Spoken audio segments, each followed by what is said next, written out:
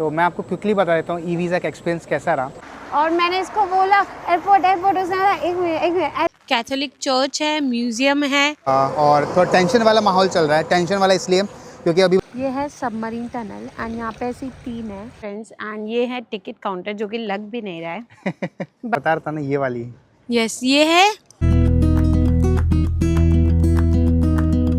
आज हमारा है डे 2 इन मॉन्टेनिग्रो एंड हमने 3 जगह डिसाइड किया कि हमको कवर करनी है, बट थोड़ा डिफिकल्ट लग रहा है क्योंकि हमने लेट स्टार्ट किया बिकॉज क्योंकि लंबा टूर होता है ना तो आराम से करने का होता क्या है कि अगर स्लीप पूरी नहीं होना तो कैरी फॉरवर्ड होती रहती है थकान, तो फिर मज़ा भी नहीं आता घूमने में। एंड क्योंकि कल हमारा वापस बैक टू लंदन का फ्लाइट है तो हमने सोचा कि आज थोड़ा रिलैक्स ही रखता है, ऐसा नहीं हो कि कल जाके वापस ऑफिस परसों से मंडे से रिज्यूम करना है एंड यहाँ पे भी हम थके हुए होके जाएं। एंड आज हमने 3 जगह डिसाइड किया है, वो है कोटर, पेरास्ट एंड टिवेट।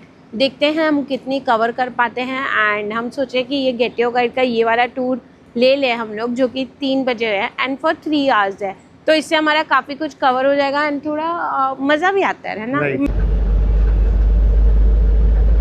आफ्टर 2.5 आवर राइड हम लोग फाइनली कोटर पहुंच गए हैं। काफ़ी थोड़ा बम्पी रास्ता था तो मुझे लग रहा था कि अगर हम गाड़ी लाते तो थोड़ा डिफ़िकल्ट होता क्योंकि अभी शायद कंस्ट्रक्शन का काम चल रहा है। एंड व्यूज़ इतने प्यारे थे, मौसम पूरा एकदम वैसा हिल स्टेशन जैसा हो रखा है, पूरा उधर क्लाउडी दिख रहा है अभी भी। हाँ यस, आई विश सनी होता तो ज़्यादा मज़ा आता क्योंकि ऐसा मतलब हम लोग जो ब्लू केव में जाएंगे उधर स्विम करने का भी ऑप्शन है, तो अगर सनी होता तो थोड़ा बेटर रहता, बट ठीक है ये भी अच्छा ही है।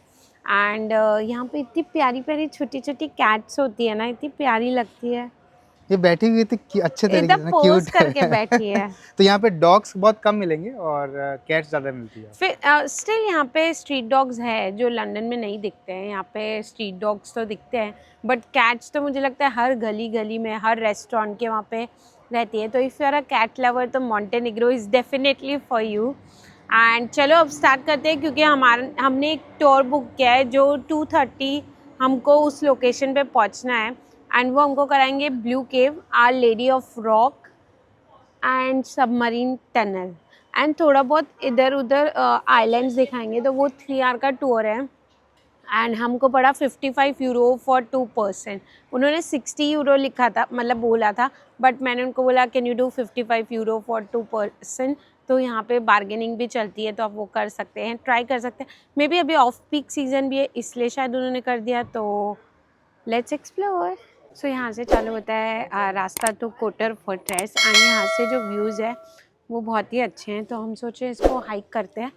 अभी हमने उनसे किसी से पूछा था, उन्होंने बोला था 1 आवर में आप ऊपर जाके नीचे आ सकते हैं, बट हम लोग सोचे 1.5 आवर तक में आ जाएंगे एंड हमारा जो टूर है वो 2:30 उसने बोला है कि उस लोकेशन पे आ जाना, तो चलो स्टार्ट करते हैं। मेरे को अभी से थकान हो गई है, पता नहीं क्योंकि थोड़ा ऐसे ऊपर लग रहा है, बहुत ऊपर है थोड़ा। सो ओल्ड टाउन ऑफ कोटोर को UNESCO world heritage site list में इंक्लूड किया हुआ है, तो बहुत ही इम्पोर्टेंट साइट हो जाती है एक तरीके से। और अभी हम थोड़ी चढ़ाई कर रहे हैं फोर्ट के रास्ते की तरफ। ये फोर्ट के रास्ते में लोगों के घर भी है यहाँ पे। तो जैसे इंडिया में होता है ना वेल प्रिजर्व साइट है फोर्ट की, तो यहाँ पे वैसा वाला सीन नहीं है। लोग घर एक जैसलमेर में जब मैं गया था ना वहाँ पे ये सेम सीन है, लोग वहाँ पे रहते हैं, but apart from this every fort is like well preserve, यहाँ पे लोग रह रहे हैं। तो अभी यहाँ से यहाँ से भी प्रिटी व्यूज है। हाँ, और इतनी बड़ी क्रूज है यार, वो दिख रही इतनी बड़ी क्रूज। हाँ। लोग मैंने पढ़ा था कोटोर जो है क्रूज से भी आते हैं।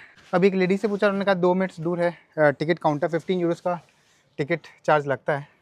So let's go. स्टेयर्स बहुत सारी है और बिल्लियाँ भी बहुत क्यूट है, एक और बिल्ली दिख गई यहाँ से होता है कोटर फोर्ट्रेस का एंट्रेंस एंड ये है टिकट काउंटर जो कि लग भी नहीं रहा है बट यहाँ पे ऊपर जाने का 15 यूरो पर पर्सन है एंड यहाँ से भी जो व्यू आ रहा है वो भी काफ़ी अच्छा है, एकदम सारी यॉट्स और सब प्राइवेट बोट्स खड़ी है। यहाँ से फोर्ट का रास्ता 35 मिनट और ऊपर हमको चढ़ाई स्टेप्स पे जाना है, बट बारिश दिखा रहा है एंड उसने बोला, मतलब हमको यहाँ पे किसी ने बोला है कि अगर बारिश आ गई तो जो स्टेप्स है वो थोड़े डिफ़िकल्ट हो जाएंगे, तो हम लोग सोच रहे हैं कि हम लोग नहीं जाते हैं एंड नीचे ही रहते हैं क्योंकि मतलब ऐसा थोड़ा रिस्की जैसा हो रहा है, एंड जो स्टेयर्स है वो लग भी रही है कि थोड़ी स्लिपरी हो जाएगी।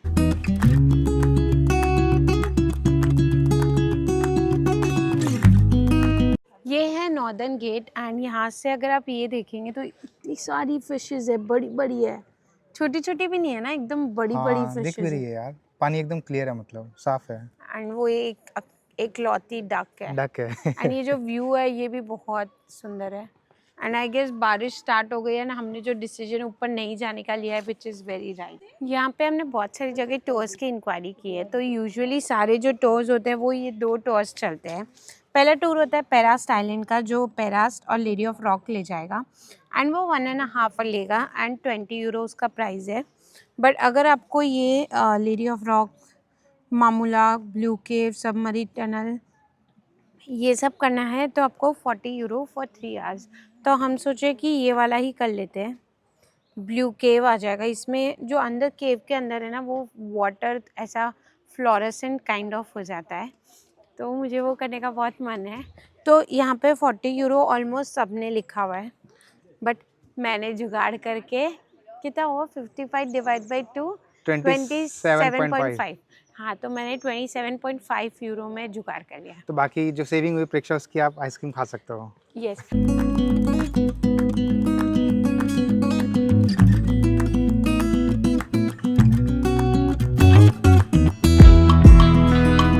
तो हम आ गए हैं हमारे टूर के बोर्डिंग पॉइंट पे, एंड उन्होंने बोला था ये मॉन्यूमेंट के पास आना है, एंड यहाँ से उन्होंने हमको 2:30 बोला था, बट टूर 3 o'clock स्टार्ट होता है। तो अभी बस हम यहाँ पे बैठे हैं एंड वेट कर रहे हैं हमारी यॉट का, मे बी यॉट या बोट जो भी होगा। और पीछे मैं जो प्रेक्षा बता रहा था ना, ये वाली, यस, ये है रीजेंट क्रूज। हाउसफुल 5 टाइप की वो क्रूज नहीं दिख रही थी कोई? एकदम बड़ी सी है ना। और वो मूवी है ना जिंदगी ना मिलेगी दोबारा वाली टाइप। अच्छा, उसमें भी दिल धड़कने दो। दिल धड़कने दो। यस, वैसा क्रूज है, काफी बड़ा है ना, बहुत बड़ा, इतनी सारी लोगों की लाइन भी है ना, देख ये लोग वापस अंदर जाएंगे ना, यहाँ पे उतार ये बोट्स सॉरी क्रूज हर सिटी में रुकती है, यहाँ पे इनको टाइम मिलता है कि आप एक्सप्लोर करो, एंड देन वापस ये लोग अंदर जाते हैं। अच्छा, वाह यार, अमेजिंग एक्सपीरियंस होगा। तो यहाँ पे सारा वो है ना, Croatia, Italy, right, multiple countries, Montenegro, ये सब पूरी बोट ऐसे जाती होगी क्रूज, आई गेस। अपन भी एक दिन करेंगे प्रेक्षा, ये है ना। मुझे थोड़ा क्रूज में ऐसा लगता है कि कछुए की तरह चलती है एकदम। नहीं बंद, मतलब आपको उस क्रूज पे ही रहना है, और ऐसा नेचर वाइब्स नहीं आती। आई नो ये रुकती है सब, बट हाँ एक बार तो एक्सपीरियंस बनता है।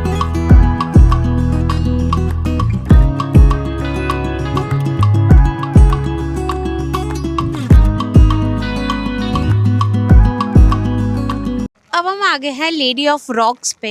तो हमने जो टूर लिया उसका ये पहला स्टॉप है, एंड यहाँ पे उन्होंने बोला है कि कैथोलिक चर्च है, म्यूज़ियम है, एंड शॉप्स है कुछ, आई गेस सोविनियर शॉप होगा एक, एंड टॉयलेट्स है। तो अब देखते हैं। ये 800 साल पुराना भी है ना। हाँ, उन्होंने हमको बताया, एंड उन्होंने बोला कि ये मैनमेड है, और बट वो जो आइलैंड है ना उधर, वो नेचुरल है, बट उधर जाना अलाउ नहीं है। हाँ, वो उन्होंने क्लोज कैप्टन ने बोला, जो बोट चला रहे हैं ना उन्होंने। यस, वो हमारा गाइड भी है, उन्होंने मतलब वो थोड़ा थोड़ा हमको गाइड भी करता रहेगा कि क्या क्या है वैसा। पर मौसम बहुत ख़राब हो रहा है, एकदम बारिश आ रही है। अच्छा वो हम हमारे छाते लेके आए, नहीं तो पूरे भीग जाते अब तक। तो हमारे पता नहीं हमेशा हर ट्रिप पे लास्ट डे बारिश आ ही जाती है, बट व्यू बहुत सुंदर है एंड मस्त। बादल भी नीचे दिख रहे हैं ना पहाड़ों के। Yes, camouflage system. This is not original rocks. This is Tyro.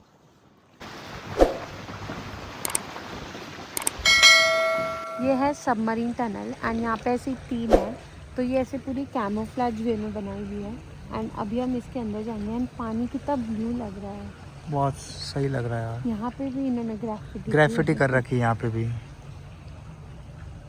अंदर डार्क नहीं होगा? अच्छा, ये बस खत्म हो गई क्या यहाँ पे? नहीं अंदर जाएगा ना पूरा। नहीं, खत्म हो गई, देख ये यहाँ पे खत्म। He said 100 meters long and 8 to 9 अच्छा। meter deep. वाह, ऊपर देख कैसा है यार। Something different ना। हाँ, This is room for generator. Left side. Now it's a museum.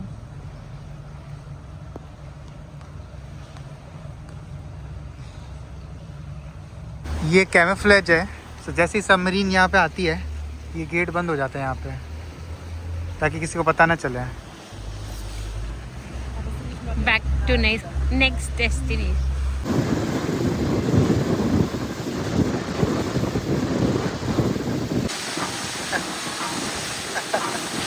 And Mamula. Mamula. This was prison Austro-Hungary 200 years ago. Now it's Hotel Casino 5 stars. Italy investment. We have Hollywood room, marina, everything. One apartment for one night, 1,000 euros.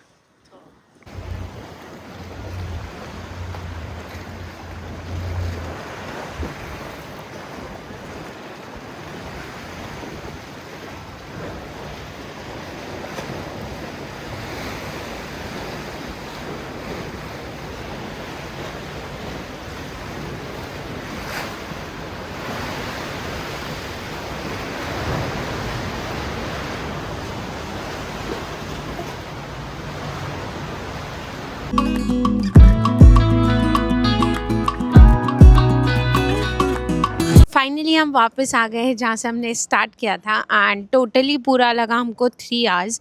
उन्होंने हमको जो भी चीज़ें थी वो दिखाई, but stop सिर्फ एक ही जगह पे जहाँ हम बोट से उतरे हैं। वो था लेडी ऑफ रॉक्स। उसके अलावा सब कुछ वो बोट में ही करवाते हैं।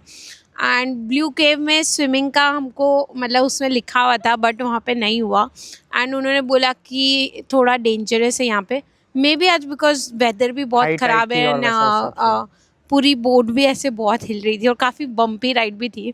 तो मुझे लगता है अगर किसी को सी सिकनेस है और मोशन सिकनेस है तो उसको नहीं जाना चाहिए। Otherwise it was worth 3 hours.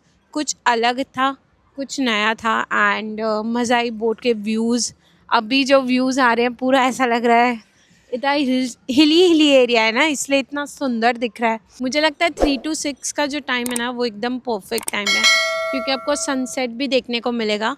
But आप अगर समर में आ रहे हैं तो आगे बैठना, बट अगर आप विंटर में आ रहे हैं तो पीछे बैठना क्योंकि हमको बहुत चिली हो गया था एंड बारिश भी हो रही थी। मेरे पूरे जूते गीले हो गए एंड अब इतनी ठंड लग रही है।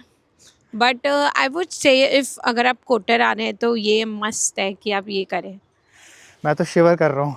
बीच में बारिश भी हो गई थी ना एकदम से, उन्होंने पोंचो दी दिया, रेनकोट दी दिया था। यस, रेनकोट हमारे टूर में इंक्लूडेड था, लेकिन ठंड बहुत लग रही है अब तो। यस, एंड अब जल्दी से कुछ हॉट चॉकलेट या कुछ गरम गरम पीते हैं एंड खाते हैं। चलो लेट्स गो। हम लोग यहाँ पे 7:07 पे पहुँच गए थे कि हमने सोचा 7:15 वाली बस ले लेंगे तो हम टाइमली पहुँच जाएंगे। बट जब हम यहाँ पहुँचे तो उन्होंने बोला कि वो बस कैंसिल हो गई है एंड ऑल्सो इस वाले स्टेशन पे वो लोग 20 मिनट पहले टिकट्स नहीं देते हैं। तो उन्होंने हमको 7:32 का दिया। यहाँ पे सारे टाइमिंग्स लिखे हुए हैं, तो आप मेक श्योर करें कि अपने जाने वाली बस से 2-3 बस पहले आप स्टेशन पे आ जाए, क्योंकि अगर आप लास्ट के भरोसे रहे और वो कैंसिल हो गई तो आपको शायद इसी सिटी में रहना पड़ेगा।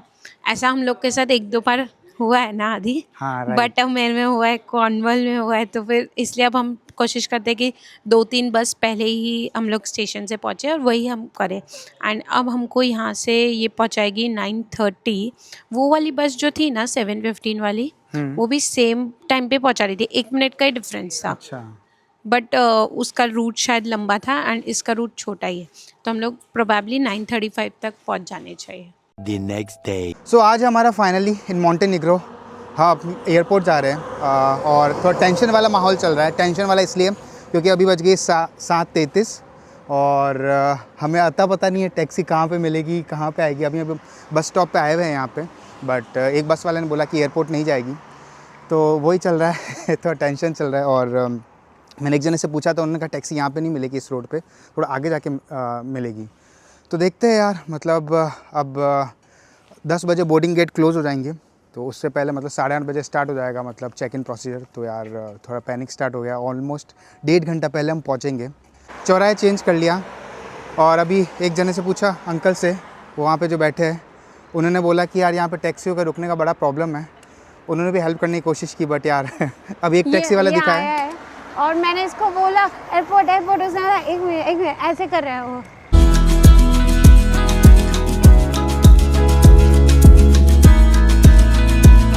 इन टैक्सी वाले भैया ने बहुत हेल्प किया एंड मोमेंट पे आके, मतलब सांस में सांस आई। पोर्टगोरिका पोर्टगोरिटा एयरपोर्ट। भाई सुबह सुबह इतनी टेंशन हो गई और हम एकदम टाइम पे 8:10 पे हमारा बैक ड्रॉप चालू होगा एंड हम लोग अभी 8 बजे पहुँचे हैं। But 8:30 पहुंच होगा गए। ना, 8:30 लिखा हुआ था ना, नहीं 8:10 लिखा था ना। चेंज हो गया क्या? नहीं कल 8:10 ही दिखाया था कल मैंने तो आपको। देखते हैं, पता नहीं, मैं भी भूल गई। आप ऐसे क्वेश्चन करते हो ना, फिर मैं राइट बोल रही हूँ कि रॉन्ग बोल रही हूँ। बट अब हम पहुँच गए एंड यहाँ पे ये वाला सीन है ना, यहाँ पे लोग जनरली व्हाट्सएप यूज़ नहीं करते, एक कोई ऐप है वाइबर, तो वो वाला यूज़ करते हैं। पर हम लोग उस पे अपना डाल रहे थे ना UK तो नंबर। हाँ, तो पर हमको कोड के लिए वो कॉल करते थे, वो आ ही नहीं रहा था, पता नहीं क्यों।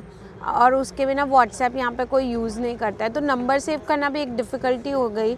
मतलब हमारे पास टैक्सी वाले के नंबर है बट वो व्हाट्सएप पे दिख ही नहीं रहे, तो वो थोड़ा डिफ़िकल्ट हो लेकिन गया। यार टैक्सी वाला मैंने देखा था यहाँ पे व्हाट्सएप का भी सिग्नल बना हुआ था उस नंबर, पता नहीं अब क्या सीन है हाँ, यहाँ पे, अपन है ने ना? वो भी WhatsApp सेव का भी किया बना- ना, पर वो भी कहाँ वो भी नहीं चला। बना हुआ है। लेकिन एक अच्छी बात है, टैक्सी में ब्रांडिंग रहती है ना, तो समझ में आता है, इतनी कलरफुल टैक्सीज रहती पर है ना। उसमें नाम तो नंबर तो लिखा नहीं है, तो क्या ही है। तो चलो अब एंट्री करते हैं। बहुत छोटू सा एयरपोर्ट लग रहा है मेरे को।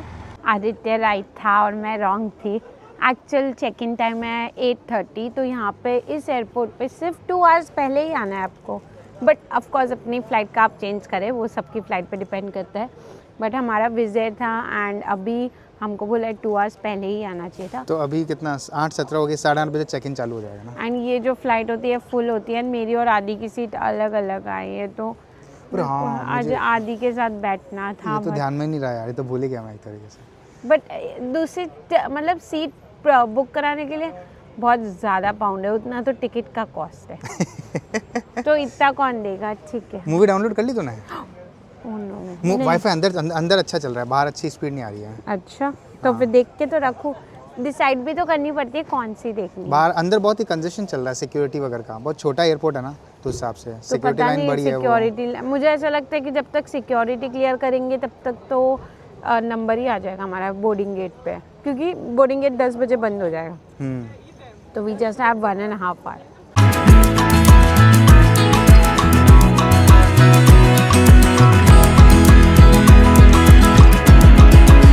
सो फाइनली हम आ गए गेटविक एयरपोर्ट। बहुत ही सही फ़्लाइट थी। तो मैं आपको क्विकली बता देता हूँ ई वीज़ा का एक्सपीरियंस कैसा रहा। जब आप पोर्टगोरिटा से बैठते हैं तो वो आपका ई वीज़ा चेक करते हैं मोबाइल में डाउनलोडेड है या नहीं, तो वो आपको इंश्योर करना है कि फ़्लाइट मतलब चेक इन काउंटर पर आपको दिखा दो, पहले से मोबाइल पर डाउनलोड करके रख दो। दूसरा, जब आप यहाँ पे आओगे लंदन में तो ई वीज़ा की ज़रूरत नहीं पड़ती, क्योंकि इनका डेटाबेस ऑलरेडी लिंक्ड होता है। तो उस टाइम हमारा एक्सपीरियंस तो ये रहा, तो उन्होंने ई वीज़ा चेक नहीं किया, पासपोर्ट स्कैन किया और उन्होंने हमें गुड टू गो कहा। तो बस ये था अच्छा सा एक्सपीरियंस। तो अभी बज गई है 1 और अब हम निकलते हैं अपने घर के लिए।